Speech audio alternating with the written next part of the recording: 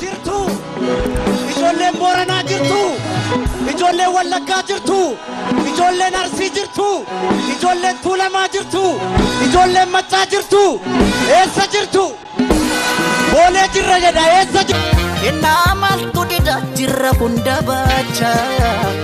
Kennaa maaltu dida jirra hunda baacha. Jirra jirra jirra jirra jirra jirra jirra jirra jirra jirra jirra kunuar allee jirra.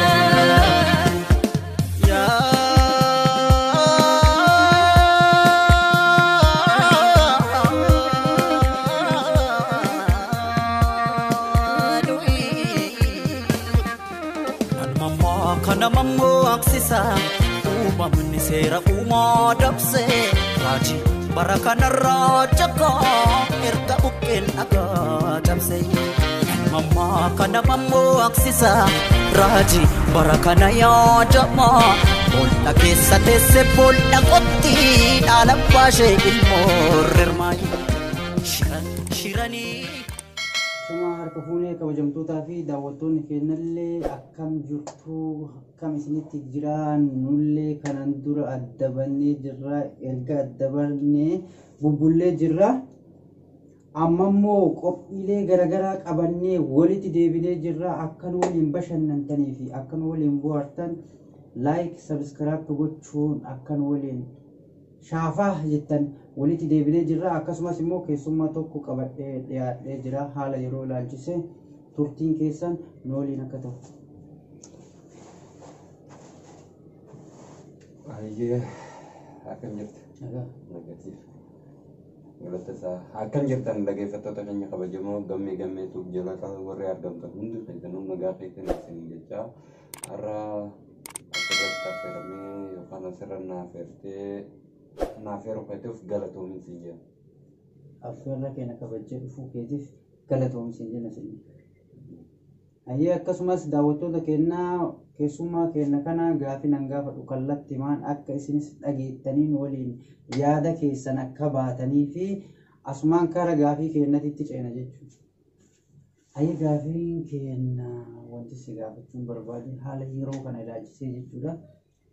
Mee haalli yeroo kana ilaalchisee maalirra akka jiruu fi maal akka fakkaatu illee waan tokko nuu ibsuu dandeettan? Galatoomii duraan dursa hedduu galatoomaan isin jaa. Kanatti aansuudhaan ammoo akkuma tuuna gaafattee haala yeroo irratti yoggaa jennu waa hedduu waan haaraa waan adda addaa argaa jirra waan adda addaa dhagaa jirra.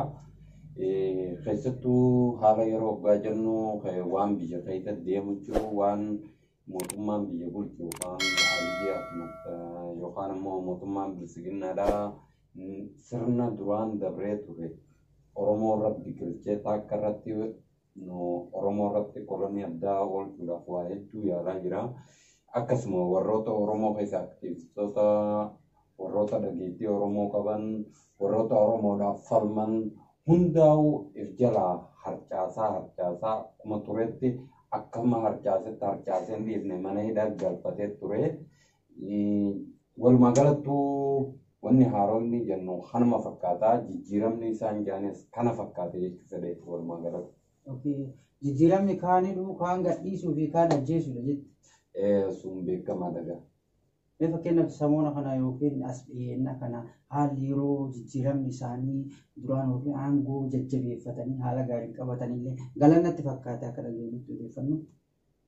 Akkasumas immoo namoonni hedduun beekamaan gara hidhaatitti cunqursuun hin jiran waan adda addaa irratti dalaguun mul'ata. Kanneen keessaa fakkeenyaaf mee waa'ee Jawaar fa'aa ilaalchisee odeeffannoo bareedaa wanni ati qabdu jira.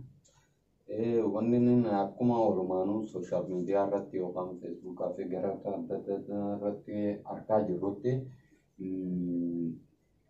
wanni nan quba qabullee wanta sooshaal miidiyaa irratti silaa sooshaal miidiyaa irratti odeeffannoo arganna hangan hordofetti waa'ee san irratti ragaa sobaa waan adda addaa galmi Jawaar Mohaammed jala irratti wantoota yeroo lama sadii irra deebi'anii mana isaa fakkaatanii waa hunda irra dhabanii san booda immoo namoota adda addaa bifa qindaa'een gurmeeffatanii ragaa irra raguudhaaf waa hedduutti carraaqaa turanii sanirra dhaabbatanii abukaatonni Jawaar Mohammadii fi walumaa galatti isaanilleen mirga wabiitii fi waan adda addaatiin falmataa turanii hatta abbaan seeraa yeroo san ichitti wanta yoolleen akka dhimma keenya kana nuuf hin hordofne yookaan ammoo dhimma keenya kana keessaa akka booja'anii gaafatanii wiixata dabre yookaan guyyaa wiixata dabre beellamaan guyyaa roobii irraatti dabree ture. Roobii irraa ammoo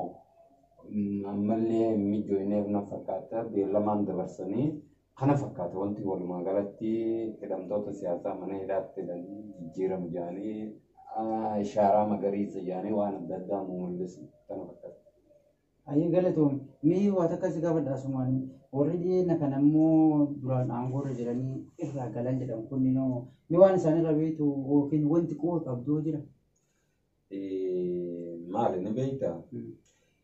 Mootummoota dabran keessa amma fakkeenyaaf gaafa biskinnaan ta'in dura TPLFootaaf faamaa turanii akkuma waliigalaattu OPDO'n TPLF hundeeffatee TPLF tajaajiluuf uumamte isiinillee akka namnis beeku akka rabbiin itti beekulleen TPLF tajaajiluu malee uummata tajaajiluu hin turre. Amma erga waan kana wanta jaan warroota sabboontoota ta'an wanni kun ija lamaan ilaala yookaan kallattii lamaan ilaala. Gam tokkoon siyaasa na fakkaata. Siyaasa hoggaanjoo lammaan kun sabboonummaa dhugaasa yookaan quuqama uummata Oromoo kana yoo kan qabaatu taate as bee takkiin ammoo hojii isaanii san guutuuf gad dhaabee sabboonummaa isaatiin du'ee jiraate waa lama callaadhaas du'a gootaa yookaan tarree gootootaa jalatti herregamaa du'a yartuun ala duutu yookaan akkana duutuu miti jechuudha. Du'a galmee seenaa galmee irra galmeeffamtu du'a yoo sabboonummaa saniin as bee kan duutaati. Yoo ammoo achi keessa taa'ee dhiibbaa takka takkaan narra jira maaliyyee kanuma akkanuma akka callisee taate olola sobaa waan jedhamu jira jechuudha. Ija lamaan kanaan ilaala. Gam tokkoon siyaasaan itti fayyadamuuf uummanni Oromoo dhugaadhaa jaalammaa fi ta'ibbaa Dr. Murteessaa jara kana akka qabsoo isaaniitti daamaniin gaafa OPDO keessa turan akkuma qabsoo uummataatti daamaniin ifi fudhatanii dhiifama godhanii fi wajji deemuu turan. Kana gaammaan tana jarra kun dhageettii qabanii yoo nuti jara kana wanta goone jarri kun gama keenya uummata deebisa waan jedhamuuf ololaaf itti fayyadaman na fakkaatti jechuudha.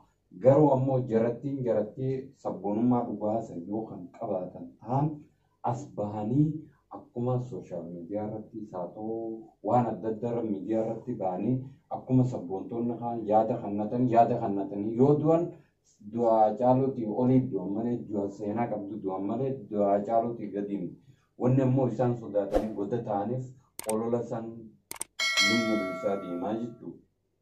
Ololli isaanii sun dhugaa taate yoo isaan dhokatanii as bahanii miidiyaatti yaada isaanii ibsanne kanaafuu isaanillee isaanin tokkumaa jechuudha.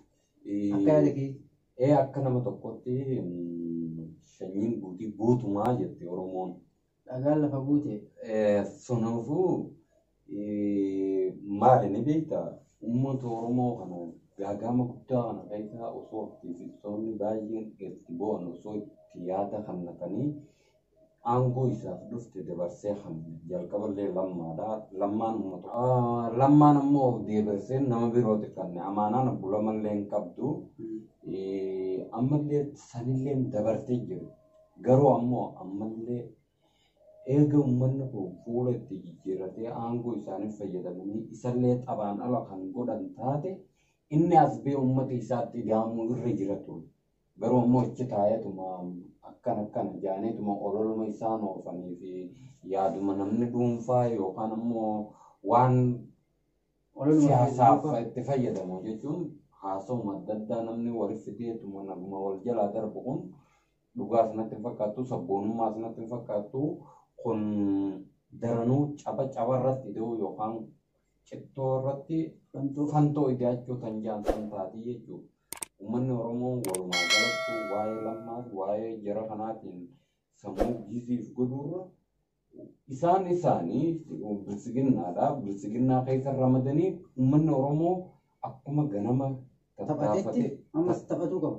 Taphatuu qaba. Qabsoo isaa gara fuulduraatti itti fufuu qaba jechuuf fedha gabaabduun. Yaada lammaa yaada ta'ibaa yaada maalii jaanii yaada isaanii hin barbaadin irraa isin dhageeffatin qabsoo isaanii jalqaballee isaanii mari'atanii fiintaan hin gaanne ammallee isaanii mari'atanii hin kaane ammallee isaanii mari'achuun irra hin jiraatu hin jira gabaabdumatti. Okkee galatoomuu gaafii sidaffata kan si gaafachuu barbaadu. Waa'ee obbo Jawaar Mohaammed akkasuma Baqqalaa Garbaa akkasuma Hamzaa Booranaa fi hidhamtoota isaan waliin hidhaman hunda namoonni yeroo hedduu ni gaggaafatanii miidiyaan hedduullee waa'ee isaanii naasaa namni xiqqoo miidiyaa irratti illee dhaga'een jala dhukate nama bayeessa nama laal akka eenyutti ilaallu siin jedhee baay'ee ulfaata akka Haacaaluu Hundeessanitti namni ilaallu. Guyyoo Hariyoomee dhukatee jira hin dhagahamu. Mee waa'ee isaa odeeffannoo qabda? Innilleen kaleessa mana murtiitti dhaga'ee ture akka sooshaal miidiyaa irraa hubannetti. Akka dhagayetti immoo Guyyoo Hariyoo kana immoo atiin jaalattaa jedhan akka malee. Hedduun jaaladha hedduun kabajaasi gaazexeessaa sabboona ajaa'ibaati. Gaazexeessaa namni kun aangoo irra jira yookaan immoo namni kun akkas ijee osoo hin ta'in hojii gaazexeessummaa isii ganamaasa yookaan akka uumamaatti kallattiin waan tokko nama gaafatu ture nama beeksisa namaati yookaan sabboona Oromooti jechuun nan danda'a. Ijuma Haacaaluu laaluun isaaniif ilaalaa dhugaa jechuun dhagee odeeffannoo kana dura akka malee jaalattaa jedhan Guyyoo Hariyoo kana yoo inni akka Abbaa Duulaa fa'aa gaafatee Abbaa Duulaa Gammadaa jedhuunii fi akkasumas eenyu tokkollee hedduudha maqaa kana kaastee kanaan dura ati Guyyoo haala malee jaalachuu keellee dhaga'ee jira. Yeroo baay'ee ijoolleen Abba Guyyoo Hariyoo naan jedhani beekte ijoolleen. Beessi kanaaf hin jira. Hedduun jaaladha hedduun kabaja ijoolleen amma yeroon sirkiinis haasa'u yoon saayiboota maqayyatti illee kan hin dabalee dubbisu taate akka isaa san ta'uun fedha jechuun hoggaan ijoollee wanta godhu akka nama intarvii godhuutiin abba taayee danda'a jedhani beekte amma waan intarvii inni nama godhu keessaa kan taayee danda'a godhe keessaa ati taayee danda'a ati ODP dhammoo uummata Oromooti yeeni gaafatuun isaa sanuu gaafii gogaa gaafii deebisaan isaa isatti ulfaatu. Kan isa mataa isaa saniitu shororkeessu akka nama gaafatutu gaazexeessonni akkasii takkeedhaan nagarreelleedha. Gaazexeessota Oromoo keessaan warroota akkasitti itti ciccanii hojii isaanii irratti wanta yaa'an hin agarre. Sabboona hedduu sabboonaadhaa gaafii uummata keessa jirtu dhuka keessaa baasee nama gaafataa. Irraachi qaqqabaa fi namni kun dhiiroo boodoggaa irraachi baanee akkas na godhaa osoo hin jenne sodaa takka malee ammaas gaafii gaafatuuf fedhe. Kallattumaan gaafatu biyyoota akkasii kanaaf sabboonummaa isaatiif hin jaalladha garuu ammoo haalli amma inni irra jiru hedduu waan nama qaanyeessu warroota bebbeekamoo Jawaar Mohaammed Hamzaa Booranaa Baqqalaa warroota kana namoota garee KFO ABO keessa jiran hooggantoota gurguddaa kana namni goofantii adda addaa banee fi sagantaalee adda addaa maallaqa garaagaraa walitti qabaafii jira.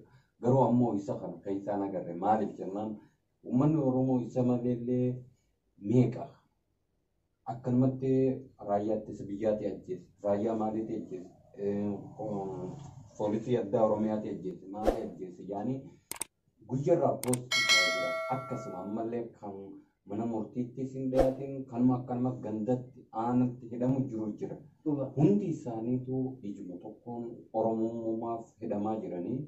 Xiqqaattee guddattee namoonni waan haalli Oromummaa isaaniitiif wanta yaa'anii kanaafuu uummanni Oromoo ija takka wallaalee wal cinaa dhaabbatu hedduu barbaachisan jaa garuu hoggaan kana jiru Jawaar fa'aa ammaas gad deebisee jara kanaan qixxeessu osoo hin ta'in isaan kanallee herrega keessa as seenuu qaban. Tilmaamu waan seenuu qaban. Isaan kunillee as dhufuu qaban jechuun fedheeti malee Jawaares nama goota jijjiirraa hin qabne goota hedduu uummata Oromootiif jee jiruu silaa jiraachuu fedhu jiraachuu danda'u keessaa dhiisee biyya galee biyya san keessa wanta jee eega biyya sana keessa aboon mootummaa adda addaa biyyattiin galle qeeroo xiyyaa fi rabbii xiyyan adda addaa jechuu ture. Akkasuma ammallee gaafa lubbuu ishee irratti yookaan immoo poolisii kaasuu fi maali sharra rabshaan takka akka turte sanitti an jiraa xiyyaa miti du'aa xiyyallee biyya tanaan bu'uu jechuu ture. Akkasuma dhugaa godhatee mana hidhaatti hidhamee jechuudha. Kanaafuu goota olitti innillee garuu ammoo jarroonni kunillee qabsoo Oromoo keessaa gahee qabanii itti as hidhamuu qaban. Jara kan bichaa leellisuu osoo hin ta'in jara sanillee as hidhamuun qabsoo Oromoo finiinsuu taate hamilee horata namni amma fakkeenyaaf an ganda fayyata isaa ganda nan itti dhalatee isaa namoota mana hidhaatti hidhaman yoon asii dawwalee gaafadhee miidiyaa irratti nama beeksise namni ganda san keessa jiru anaatu isaa gadi yaa hamilee horataatti deemaa jechuudha. Kanaafuu warroota akkasiisanis as baasaa hamilee wal guddaa gargaarsa yoo ta'es isaan kanaas gargaarannaa jarri lachuu keenyaa foon keenyaa qabsoo keenyaa fidhamu jiranii akkasitti beeknee waa hundaa cimaa dhaabbatu hedduu barbaachisaa jira. Galatoomii daawwattoota keenyaa fi kabajamtoonni keenyallee addaa keessummaa keenya kanaan waliin dhufanii gaafii hedduu gaggaafachuudhaan akkasuma immoo kallattimaan isinillee gaafii kana nu gaafannu kana nu waliin dhaggeeffachaa jiraachuu keessaniifillee galatoomaa isinii jedha. Asumaan keessummaa keenya dhaamsa. Wanti ni dhaamadu baay'eelleen hin jiru hayyoonni Oromootii fi birootni wanti namoonni hundinuu tokkummaa ja'a anilleen tokkummuma kanarratti hin cimsuu barbaada. Kayitaafuu warroonni diyaaspooraa biyya namaa kana keessa jirru walumaa galatti hedduu waan nurraa hin eegamnee fi akkaataa hedduu keessa jirra. Sagalee uummata keenyaaf haa taanu gabaabdumatti carraa miidiyaa harkanneen carraa hiriira harkanneen kayitaafuu biyyoonni gurguddatan Ameerikaa, Awurooppaa tana Awustiraaliyaa hiriira adda addaa jiranii hedduu nu boonsanii kanuma keessa immoo horii hedduu keessaa qabeellaan dhaban jaanii jaruma kana qaqeequ jira. Warroota akkasii sanis keessaa baasaa haa deemnuun jaa wanti guddaan tokkummaadhaa sabni waliigaltee qabu waan dhabees hin qabu tokkummaa keenya haa cimsannuun isin jaa galatooma ulfaadhaa. Warroonni immoo gammee YouTube jala argamtan hundi qaybanuu subscribe laayik godhaadhaa gammee jajjabeessan isin jaa galatooma ulfaadhaa kan mandaamadhaa nagaan. Ayyee kabajamtootaa fi daawwattoota keenyaa keessummaadhaa istiidiyoo kiyya kanatti affeeree waliin bashannanuu keenya kanaaf immoo haala yeroo irratti waliin mari'achuu keenya kanaaf akkan waliin bashannantaniifis qophii itti aanuun waan hedduu qabannee dhiyaachuu dandeenya. Guyyaa irraa waan darbu hundaa isiniif qopheessuu dandeenya. Nu waliin bashannanaatii nu waliin akka nu boonsitan isiniin jedha.